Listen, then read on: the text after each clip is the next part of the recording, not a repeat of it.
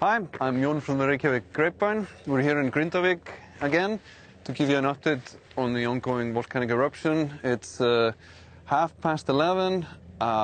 It's a Monday.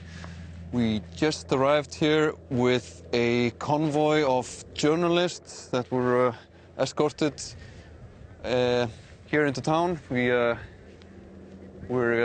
just northwest of the town on a hill overlooking the town and the eruption over there. With Mount Thorbjörn here and the Blue Lagoon over there north of us. If you look over there, you can see where the eruption is currently happening, and this is where the main road to Grindavík used to be, but it's now been overtaken by the eruption. When we were here yesterday evening, the eruption had claimed 2 homes, and after we left it claimed the 3rd one. However, the good news is that the fissure that had opened just on the doorstep of the town at about noon yesterday has ceased to erupt or emit any lava, and there have no more houses been lost to the eruption than those 3. The magnitude and the power of the whole eruption seems to have dwindled down significantly since yesterday. Yesterday, the whole fissure line of almost a kilometer was emitting lava, but it's now there's only visible 2 points of magma or lava coming out of the ground. So it's consolidated in a pretty classic fashion. Currently, the Coast Guard's helicopter is flying over the area to make measurements for scientists who are probably on board that helicopter right now. That's the first flight, I believe, that I had over the eruption since yesterday. So we're waiting for an update from the Met Office's scientists on the situation and their estimation of what's going to be, what trajectory this will take. But like I said, as it looks now, it's petered out somewhat. But it's going to be anybody's guess either way how long this goes on. The first eruption back in 2021 in Fagradalsfjall lasted for months. The last eruption for about 3 days. So it's very hard to predict what will happen here.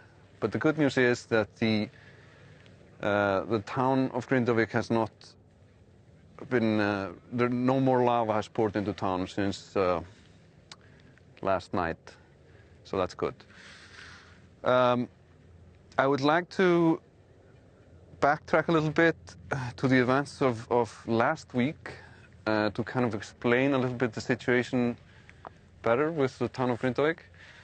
On Wednesday last week, a tragic accident occurred where a man who was working on filling in the crevasses that are, with a big crevasse that spreads through the town of Grindavík, he fell into the crevasse while doing work there, and after 3 days of search, the search was called off because it was very risky and the man has not been found. This led the authorities, or the Civil Protection Authority, to conclude that the town was probably much more dangerous than they had thought previously because of all of these crevasses, and they had already decided on Saturday, before the eruption began, to close the town off completely, and the planned closure was supposed to be today.